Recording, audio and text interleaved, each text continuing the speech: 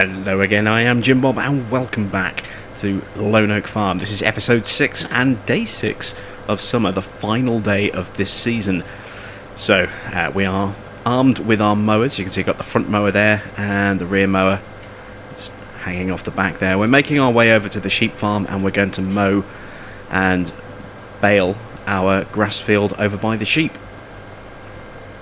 Going to make another batch of silage bales because we still have a fair bit of debt. Despite selling all those bales yesterday and then selling the wool right at the end of the night, we still have a fair bit of debt. Plus, you know, I am still wanting to bring in some new equipment in the off season once all of the harvesting is done, and we're going to need some capital to be able to do that. So rather than saddle us with a ridiculous amount of debt, I would much rather, you know, put a little bit of capital aside if we can, or at least reduce our current debt down so that when we do invest in new machinery, it's not going to break the bank.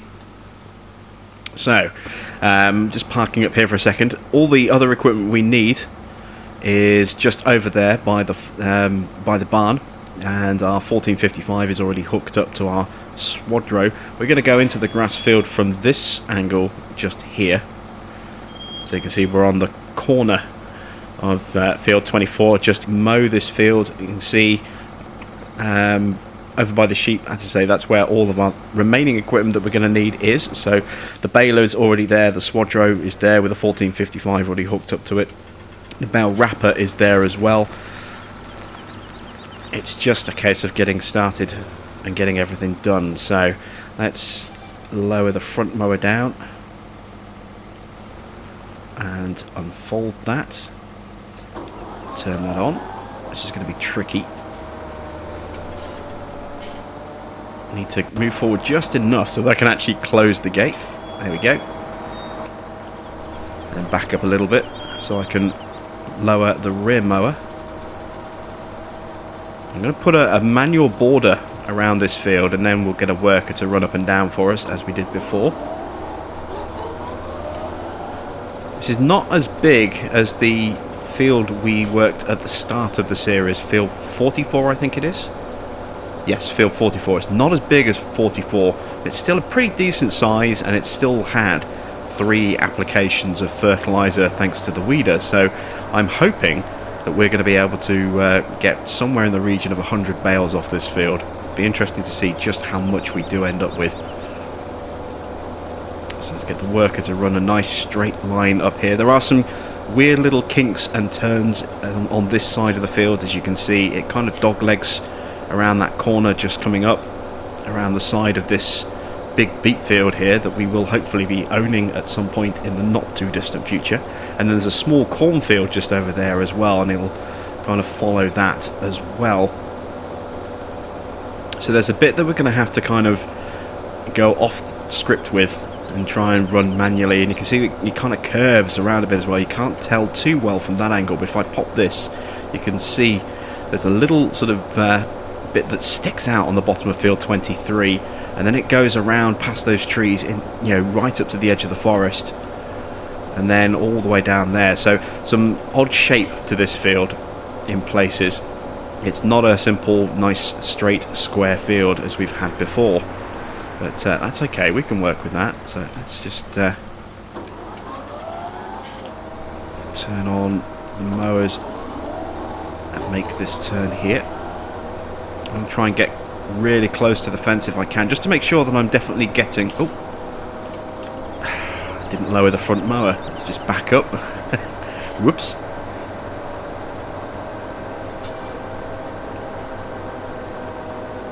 Alright, let's try that again. Lower the front mower. There we go. Yeah, I want to make sure I'm getting full coverage on the field so that as we're mowing it, we're ploughing the whole field as well, so that next time around we'll get a slightly better yield, an additional 10%, so to speak. This is where it's going to get a little bit tricky again. Swinging around here. Now, this side of the field isn't actually straight, so I'm going to run a straight line with the worker. And you can probably just about tell from this angle there is actually a curve in the road, and you can definitely see as we're driving like this, the road kind of curves away a bit, so we'll need to come back down the other side manually but that also kind of moves in and out a little bit as well. It's not a completely straight fence, so there are moments you can see there's a little bend there as it actually bends away into the road before the curve, so not a perfectly straight. And again, I've got another little bend coming up in the fence, as you can see, so it's not a perfectly straight line all the way down there. We'll have to do a couple of manual passes to make sure that we get all of this bit on the right of the tractor. But once that's done, we'll then be able to turn the worker loose, and I want to try and do what I did last time and really maximise how much we're getting in our bales so that we're not getting partial bales. That does mean, by the look of it, that we're going to have to do a third pass along the bottom. I was wondering if we'd need to do that, and the answer appears to be yes, we are going to need to do that. So let's just lower the front mower, turn that on.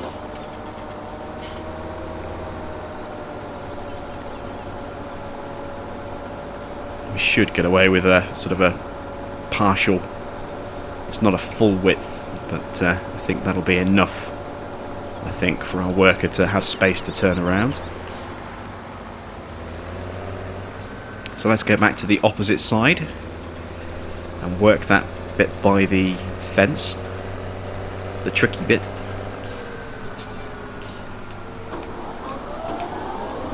Mowers are on and lowered. So I'm going to follow the fence on this pass down just to get everything that we can, and then we'll fill the middle bit in on the way back up again. I think that's going to be the easiest thing to do. And what I'll also need to do is put another third pass along the bottom of the field as well. Again, we've got a fence there, and I don't want to have issues with the worker colliding with the fence. Actually, we can probably maybe get away with it like this. Oh, no, we are going to have to bend out a little bit along the way. So yeah, we will definitely need to come back up the middle with a full run rather than a partial run. Got a couple of little islands of grass that we've left there.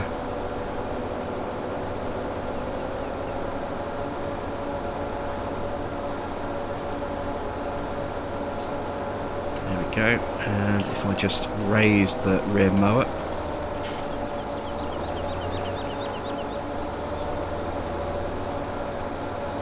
and just run along here.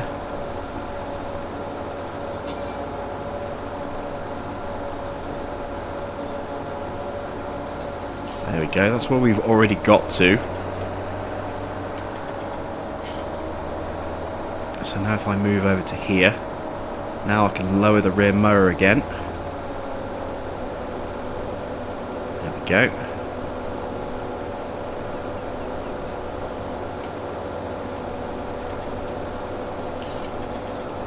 Spin around this corner. As you can see, it's a pretty oddly shaped field here. You can just see the dirt texture poking through to kind of indicate the edge of the field, and that's what I'm trying to follow with the front mower. Spins back around this way again. That's actually just off the field, I think.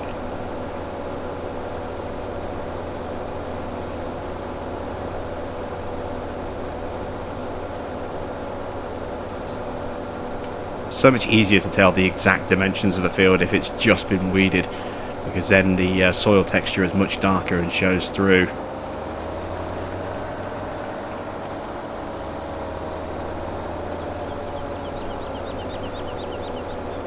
But we've got space, so we can go all the way up to the border without any real issues, I think. Just raise the front mower. There we go. And let's just tag this corner bit.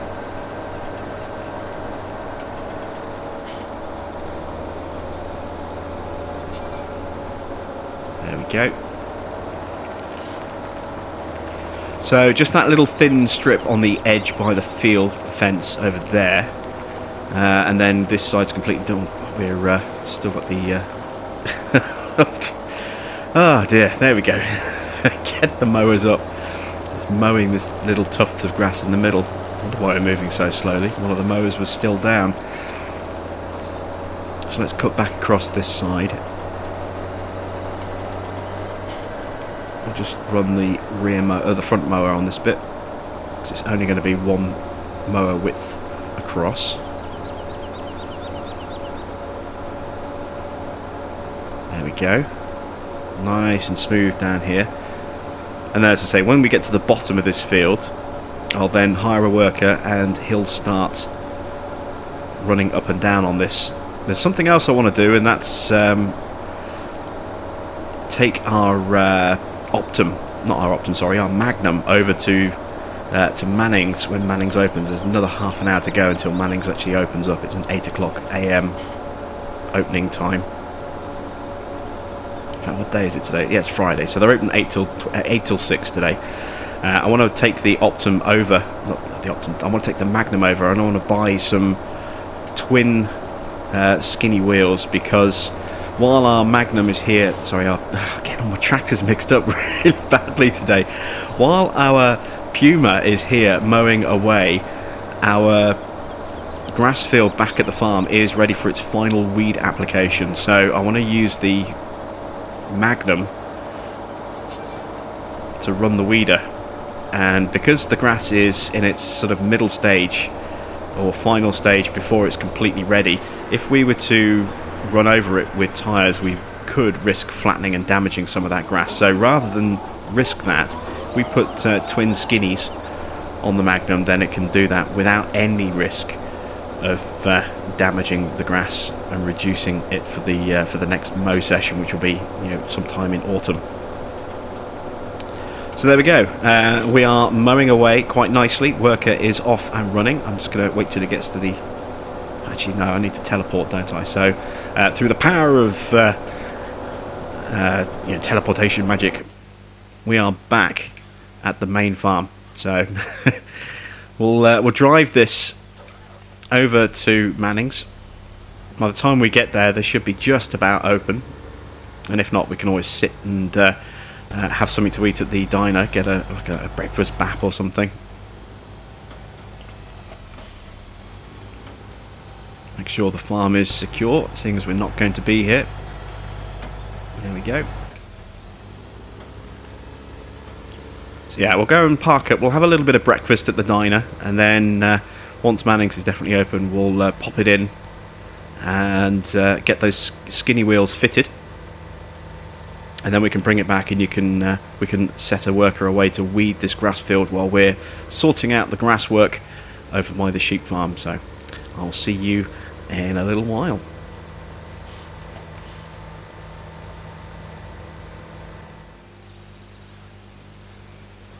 Okay, so I've just been speaking to the parts engineer. He said that he can fix some wheels onto my Magnum for me. It's going to take a couple of hours to get done, so I've got it parked up here for him. I'll come back and collect that in a couple of hours with those skinny wheels fixed. I'm just going to nip over the road to the diner. I'm going to grab a quick bite to eat, some breakfast, and then once I've done that, I'm going to head back over to the sheep farm, which is literally just a few minutes down the road on foot, so it's not going to take us very long to sort of walk that distance, and then we'll get on with the grass work.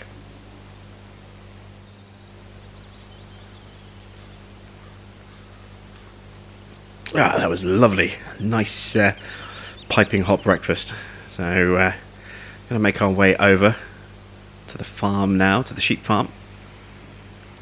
Don't want to get run over. So we are literally just a short walk to our farm location. We can actually see our worker in operation as we get a little bit closer. This is someone's house here, not sure who lives there, but the next turn off just here is the access to our sheep farm. You can see there the rows of grass that have already been cut. We might even see our worker coming over the hill in just a moment.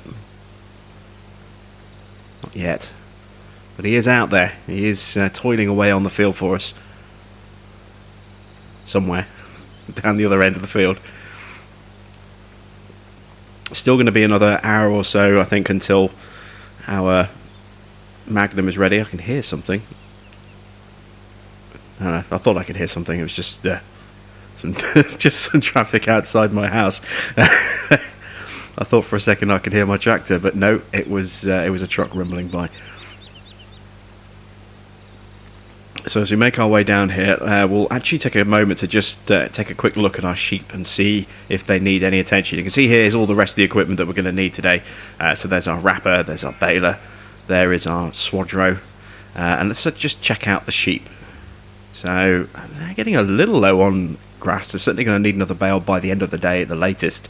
Water is a little bit low as well, and they could do with a tidy up. So let's quickly do that now. Let's jump into the Bobcat.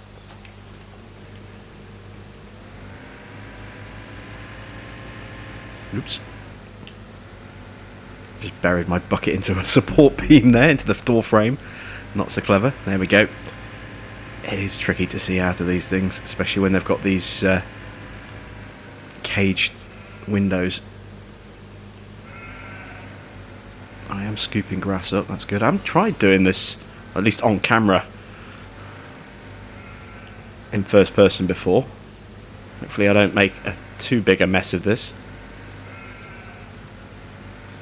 Looks like I'm getting everything. Yeah. Okay.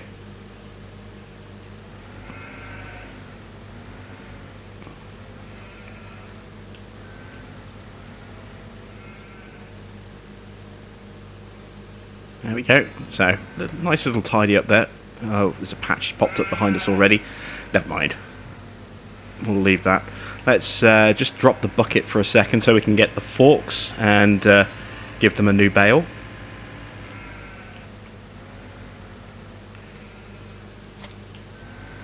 Always leave the bucket attached rather than the forks, because we're going to need the bucket pretty much every day. Sometimes, you know, depending on how often we're down here, twice a day. Whereas with the forks, we're only going to need that once every 2 or 3 days. So there we go. Still got 6 bales left after this one, as you can see. So we've still got plenty of food. We will make some hay bales a little bit later in the year, just to make sure that we've got a nice fresh supply that'll get us through to sort of next summer.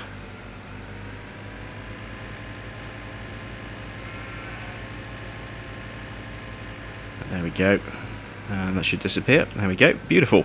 So they are actually slightly over full. I don't think they need 5,500 litres to fill the food trough, but yeah, they've got enough grass now to last them, or enough hay to last them the next few days. That's all good. Let's just drop the forks there, go back and reattach the bucket, and then we can park this up, and then we'll just attach our 1455 to our water trailer, so we can just top up the water trough. Make sure that they've got plenty to drink as well now that we've fed them.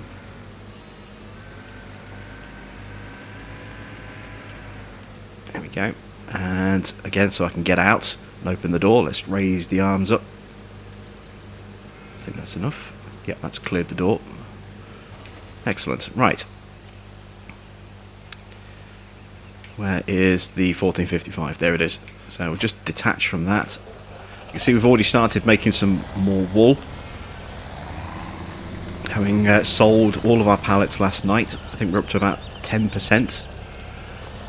Or close to 10%. Oh yeah, look at that, 10%. Fantastic. And that's the water trough full. So there we go. That's our sheep taken care of.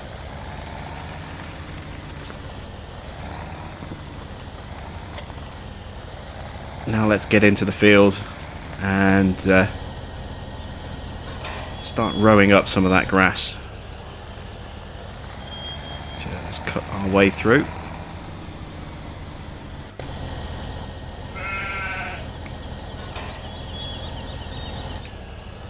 I should have opened the other gate at the same time, never mind.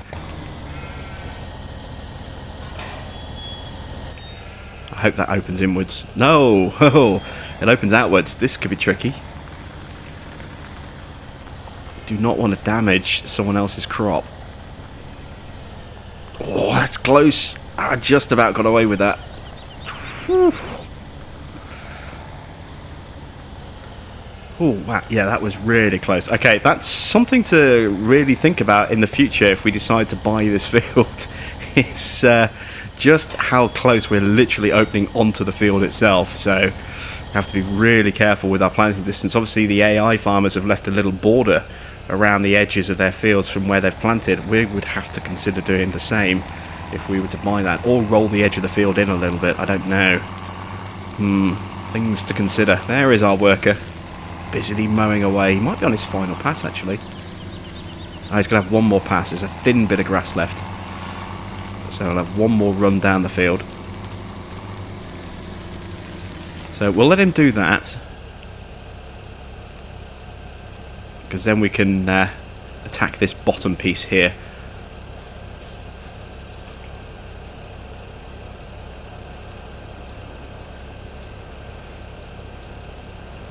Still got his beacons on. Not quite sure why he's still got the beacons on. We'll make sure those get turned off when we recontrol that tractor in a moment.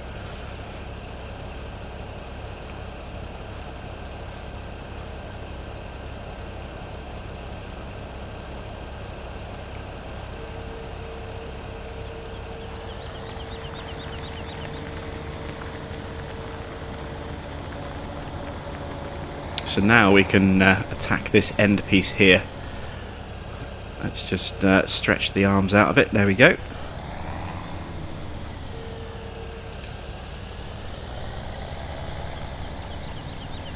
And just run along the bottom here.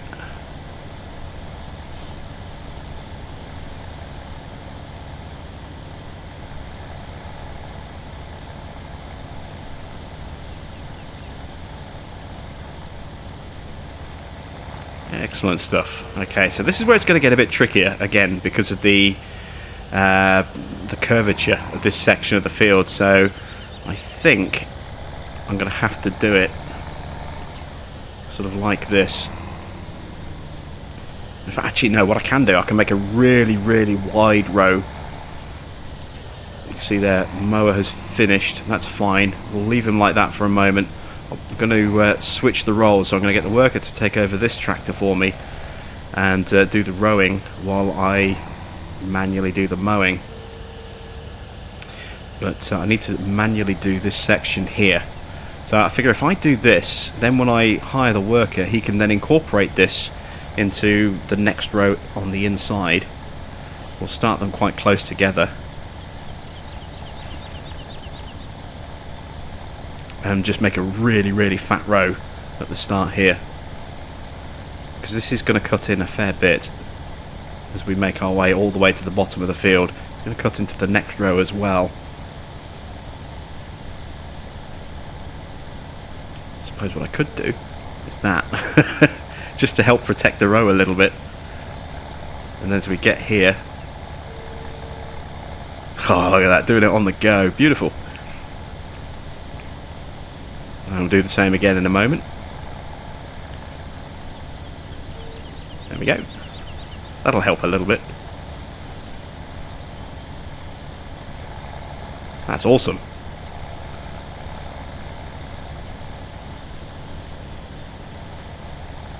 Beautiful stuff. Okay, so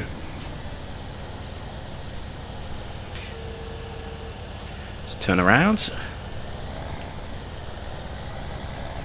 Now I need to remember to go in an extra couple of widths on this, so oops, already causing a little bit of damage there. That's fine. If I go in, how far do I need to turn that off? I'll turn the tractor off as well.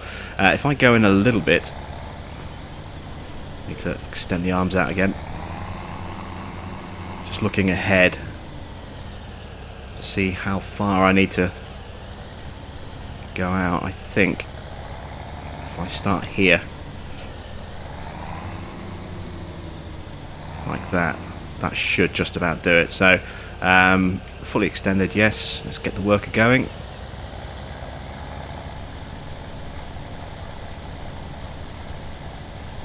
Hopefully I should get everything on the way down now. Excellent. Right, so we'll leave him to do that. Let's jump over to the other tractor, the Puma. And we'll start mowing this inner bit over here. Looks like he's turned around and come back up a little bit. Oh, he started on the pavement, look.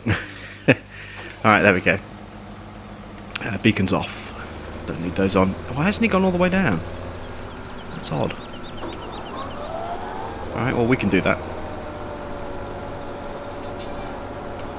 Just want to make sure that the 1455 doesn't go a bit mental. In fact, let's see if I can switch them. Oh, looks like the workers are finished over there. We'll go and collect that in a bit. Yes, we were catching everything. That's good. Just want to make sure he's turning the right way.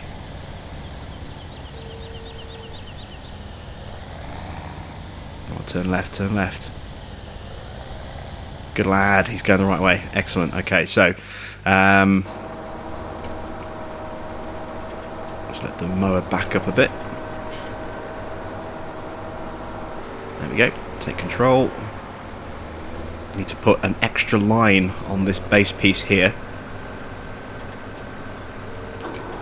It's all very technical. Trying to make sure that we're getting the right the right size of field. I was wondering if I could go this way across the field, but it's actually a lot longer going that way, so save fewer trips and all that. There we go. Raise the mower.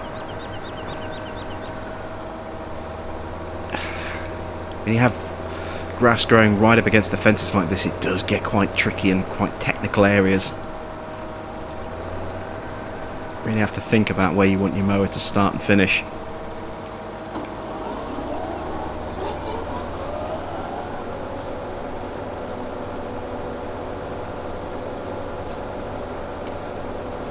There we go. Okay, so I'm going to carry on mowing this section of the field. Our worker is going to carry on rowing on the field for us, and I will catch up with you once we have finished the mowing section.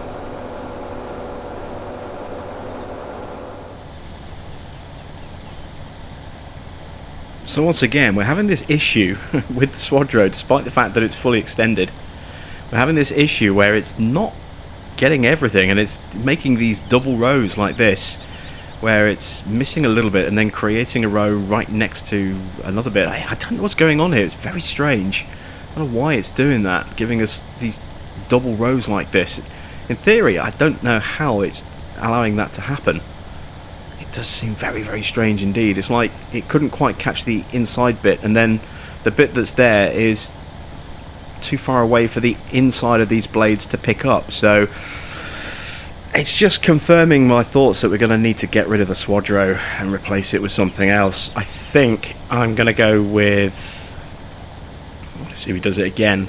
I think I'm going to go with the Kuhn merger, because it's just brilliant, and we'll be able to effectively double the working width, because we'll be able to go up one side, down the other, and merge them both into a single really big row. So I think that's going to be the best bet. I bet we get that same issue over here as well. See, I don't know, it's actually working the entire width on this one here, but yeah, definitely some issues still with the Swadro despite the adjustable width. Yeah, when we leave it to a worker, we end up with these weird kind of bits like this and here. How far across does that happen? It's okay on these ones. There's a kind of a bit here, look, you can see it's... Again, it's two separate rows, one that hasn't been picked up and one that has been created. It's not good. So yeah, we'll have to replace that piece of equipment in the off season, I think, or maybe actually, probably more likely before the second cut on these fields. Last little bit of the grass here, we're actually making really good time.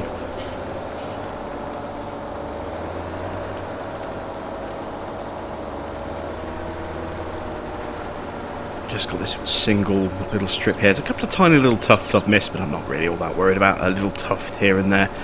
And I have had quite a bit of worker help on this field as well, so I can't claim that I've done everything myself, because I very blatantly haven't. But we've still made good time on this, on the work that we've needed to get done. There is our windrower working away there, so it's time to grab the baler. And I think what I might do is actually go in on the other side of the field. I don't like how this gate opens. I really wish it opened the other way.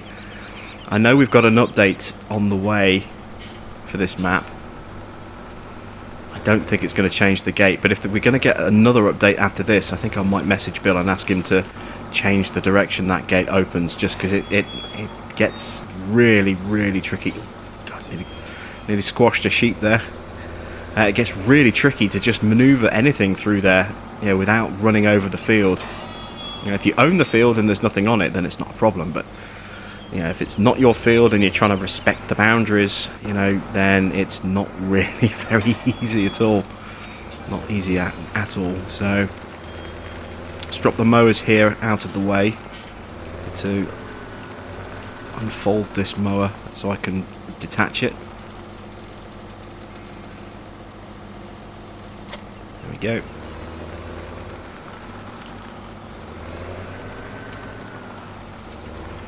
And drop that one there as well. There we go. Right, so can I make the baler without having to... Nope.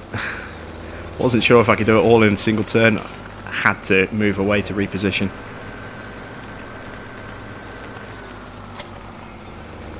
So we're going to do the same as we did last time. We're going to do a couple of rows of bales and then bale wrap them, just so that, you know, they maintain as much of their integrity as physically possible before they get wrapped. Oops, a bit of wobble, took that corner too fast. I need to reposition the windrow again in a minute. I think I'll leave that actually until I've done the baling and the wrapping. So actually, yeah, what I'll do, if I leave this here for a second, let me turn that off. Let's go grab our windrower, because he's effectively finished that bit for now. We'll drop this off inside the field. We'll go collect the wrapper, and then we'll have one tractor that's hooked up to the wrapper and one that's hooked up to the baler, and we can just switch between the tractors without having to drive off, drop a piece of equipment off, come back, collect it, switch it back over again. Might speed things up a little bit. So let's just park this over here.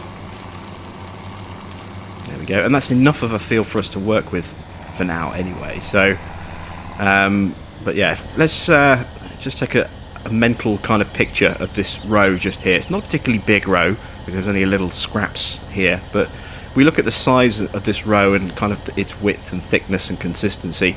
That'll be different by the time we actually get to bale it and then wrap the bales on from that row. It will have shrunk a little bit. I highly recommend, if you've never done it before, don't do it on an actual gameplay file where you want to keep the difference, or if you are going to do it on an existing farm, don't save, but just one day, just mow and row a field at the start of the day, and then just hit times 120 to the end of the day, and then go back and examine the width of those rows. You've got to obviously do it in seasons, because in normal gameplay nothing will be affected, but in seasons your grass, you know, starts to rot the second it's loose grass. So if you make these big windrows, and I recommend, you know, just using a windrower rather than the merger, because the merger will make them double thick, because you'll be getting, you know, twice the amount of windrows merged into a single pass. But just do it with a standard, you know, windrower like the Swadro or the Kuhn windrower, which is like 28 grand. Use either of those two, make some windrows at the start of the day, and then come back and check them at the end of the day, just to see how much they've visibly shrunk. You can never measure them physically with the Wopster tool, because the Wopster doesn't scan loose material. So you know, you can scan a bale, you can scan a field of the crop, etc., etc. But if I were to pull out and scan, you know, a windrow, it would see straight through the windrow and scan the grass field underneath, and it would tell me that it's a grass field and the moisture level, etc., etc., etc. But it wouldn't say anything about the actual windrow, because, you know, it can't detect windrows. So it's a visual thing. I know some people are uncertain as to just how much it rots, so this is why I say do that little trick, you know, just so you can see what happens, because it is quite surprising just how much over the course of one day a windrow like that will shrink and decrease.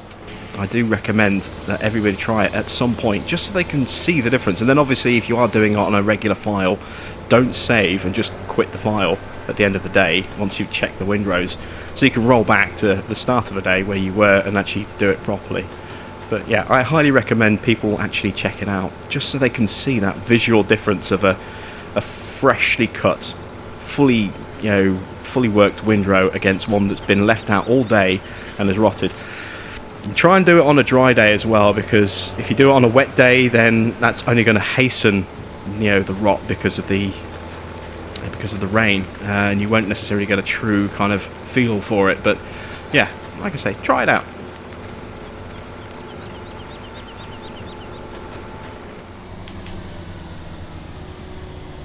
Now, I do realise I said keep an eye on that windrow, because by the time we get to it, it'll be much, much smaller, and then that's the very first windrow we collected going up and down this side of the field. Never mind, we kind of got it in reverse, but we'll end up over there, and that windrow will actually be even more sort of reduced, because that'll be the very first windrow that we cut. So the effect should be even more pronounced than it would have been, especially if we're taking our time sort of doing this two rows at a time in terms of the baling and the wrapping. So yeah, it'll be very interesting to see exactly just what it looks like when we get to it. So I've reached the first of these kind of weird split rows here, and I am actually just about able to collect them both at the same time. Going to have the same issue with the next one, and we should be able to grab all of that as well if we're careful. I'm not sure about the other one a bit further. Actually, what we might see again as the rows start to degrade a little bit, we may possibly see a bigger separation. If you remember, they looked almost completely joined, the row that was right over the far side. We might actually start to see a little bit of separation between those two as it gets later in the day and we finally make our way over to that particular row. I wonder what will happen.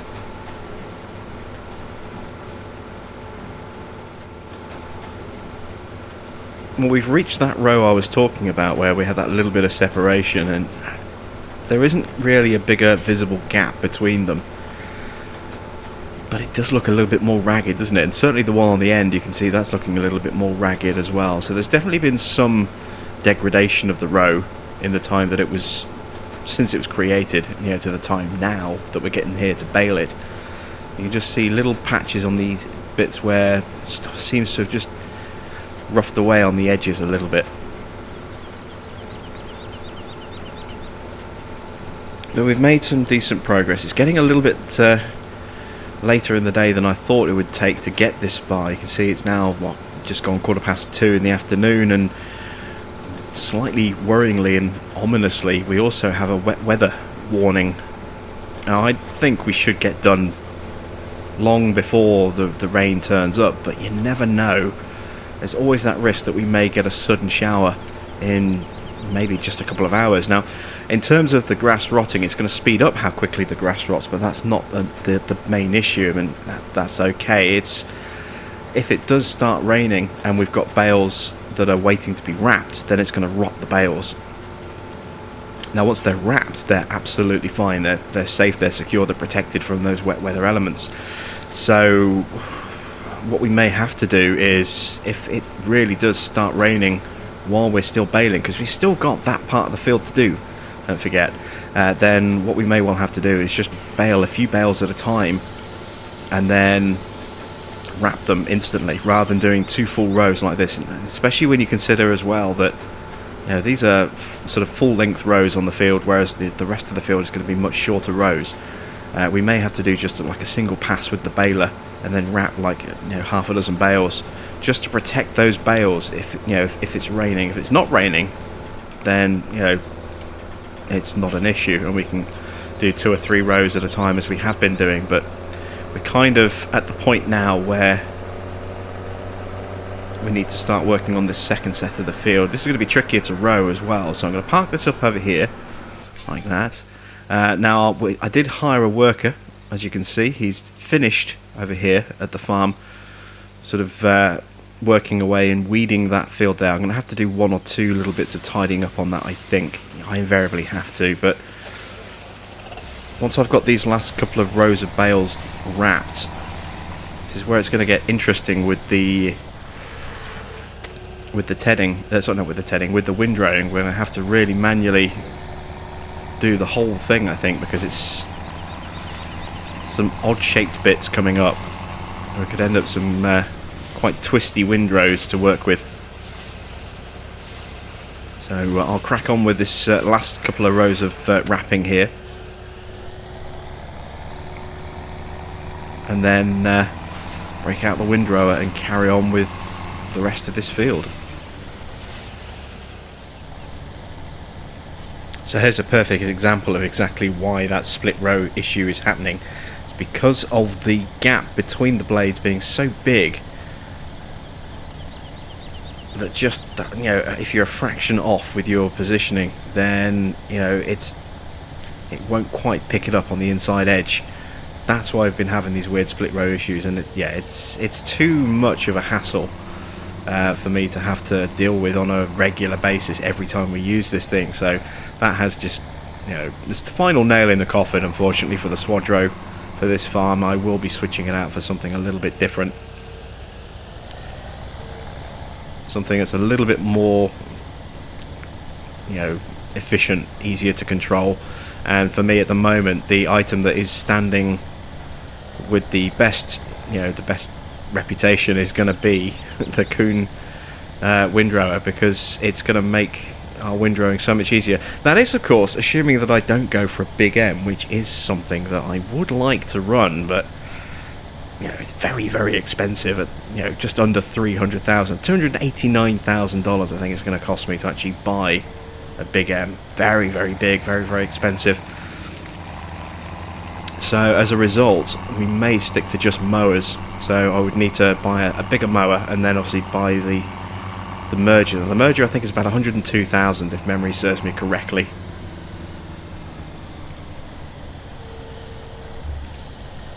So I'm going to need 102, and then I'm going to need another 38,000 I think it is for the butterfly rear mower. So we're looking at 140,000. And that's if I do trade in my rear mower. I can probably maybe get $5,000 back for that if I'm lucky, because they're not that expensive. I think they're only about $9,000 brand new, and obviously ours has had quite a bit of life put into it already. Quite a few hours have gone into using our rear fold-up mower. So, and then it's a question: do I keep the fold-up rear mower? I mean, if it's not worth that much money, is it worth maybe just keeping it? Because there may be a situation where we do need it, and is the risk of, you know, keeping it on that off chance, does that outweigh the maintenance fees that I'm going to incur every day for keeping it? I don't know. I mean, again, it's so cheap, I may as well just get rid of what I've got, and if I do need one, I can always lease one, I suppose. That would probably be the best way to go about it. So yeah, I think we'll be replacing the single rear mower with the butterfly double mower. We'll be replacing the Swadro here, which isn't cheap at $33,000, with the much more expensive but much better and more efficient merger. And who knows, maybe we'll make some other changes to our equipment lineup as well. If we do go with a big M in the future, then we'll certainly be replacing our tedder for the Pottinger tedder, because that will actually connect to the back of the big M, and that way we can make hay directly. And actually, if we do go with a big M, we won't need to buy a merger. Well, no, we'll still need something to merge the hay. So, yeah, I need to really think about this. I've got a lot of options knocking around in the back of my head. I did a quick count earlier, by the way, as well. Did a quick check. We've made 79 bales, I think it is, so far. And I've still, as you can see, got this section here to do. So made quite a few bales already. I said we were going to make 100 bales or so. That's definitely on. The question is now, just how many will we end up with? So once again, if you like to play the betting game, place your bets now, and we'll see exactly what we end up with on these final windrows here.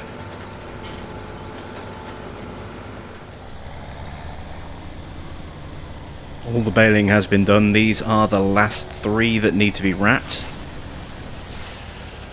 I haven't been keeping count, so I don't actually know how many we've got on the field, but we'll check in just a second. We'll pull up the bales created this session chart and see just how many we've made.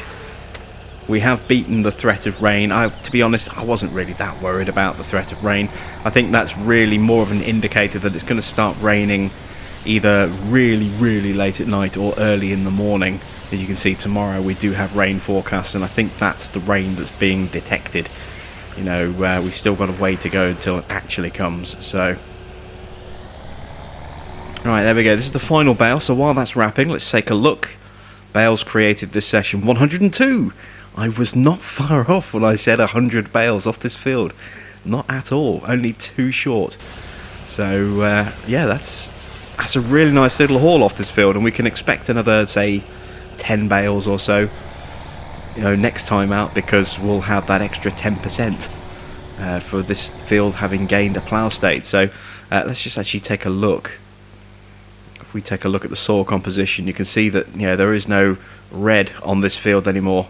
Maybe a couple of little spots around the edges, like there's one down there in that corner there. Thin line around here, although I'm not quite sure why, because we went all the way up the side, and a tiny spot there. So essentially, yeah, we're looking at about an extra 10 bales next time we work that field.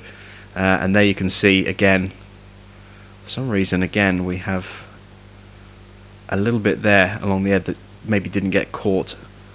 That didn't get mowed the first time because that was freshly planted. If you remember, I accidentally planted in that strip there some soybean and had to replace it with grass, so when we did our first cut, that didn't get mowed because it hadn't grown. And that maybe I just wasn't far enough along the edge to get that thin strip there. But you can see all this field is now stage 3, so that's excellent. Don't have to worry about going up and tidying up. Everything is fine. That's looking really reassuring. In terms of our crops, well, the rest of our crops are still growing. You can see obviously these 2 light green fields here. This is the oilseed radish we planted yesterday. We still have our barley to harvest. Now, if we take a look, you can see that in terms of the days left to plant, we're on day 6 of summer. So we've got days 1 and 2 left before we go out of the harvesting window for barley. So we've only got 2 days left. Now we know that tomorrow is going to be wet for at least part of the day. The question is, how long is it going to be wet for? Is it going to be wet for the whole day? Or just the morning, or just the early hours of the morning? I mean, it's still kind of, well, tomorrow will be autumn, but it'll be early autumn, so it shouldn't take too long to dry out. In summer, the crops and grass and everything dries. Oh, I've got some bales over here I missed. How did I miss these? Oh, these are going to be significantly smaller than well, not significantly, but they're not going to be 4,000 litres. Not by the time these are done. I completely forgot I baled this this bit as well. So while that's wrapping, we just scan this. I'm curious now. Yeah, look at that, 3986 already. We've lost 14 litres from that bale because we've left it out there too long. Whoops. I'm glad I spotted those and I chose to drive out this way. If I hadn't, I wouldn't have spotted that bale. Well, so that meant I would have completely forgotten to bale this entire side, and they would have been much smaller than they are now at this stage by the time I'd finally cottoned on and come to collect them. Lucky escape there. Right, so going to be transporting the equipment back to the yard, then grabbing our bale trailer, collecting these, and once again we'll stack these inside that bunker at the BGA and leave them to ferment, ready for selling in a couple of days' time.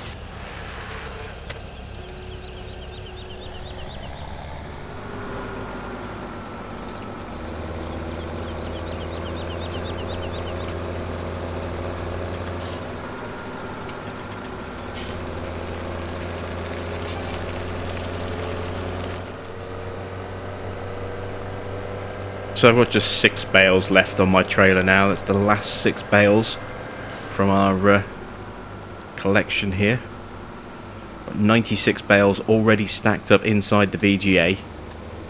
These are the final 6, and I'm having to transport them without the straps, etc, etc, because they're in the unload position, and that's because I only have 6 bales on the back of the trailer. So if I have them set as just standard, the second I get too close to those other stacks, it's just going to take straight from those and load the trailer up. So by having it in the unload position, like so, I can unload these bales, assuming this is going to work properly. It should do. I can actually stack these bales without taking from the existing stacks. Really hoping I've judged this right. Yes, I have. There we go. You can see I'm not grabbing any more bales, which is what I wanted. So let's just drive along here. A little bit wonky, but we can get away with that. Lower those down, square them up a little bit. And drop them there. There we go. So that's it. That's all of our bales positioned and ready. And it's getting quite late. It's taken a while to get the equipment back to the farm and then grab the trailer and transport the bales over bit by bit. You can see now it's what, 10 to 9 in the evening. The rain symbol has now taken full dominance of the screen, as you can see. It's still going to be a long time until it does actually rain. Like I said, it's detecting the rain that we're going to get for tomorrow. So it's going to rain in the early hours of the morning. It may possibly still be raining when we wake up, like it was this morning. We'll have to wait and see. But yeah, that's it for this day. Nothing left to do. Tomorrow we'll make sure we send the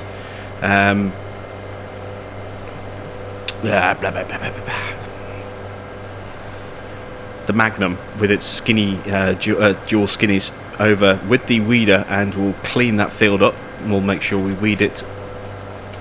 With the rain, it means we're going to have to sort of hold our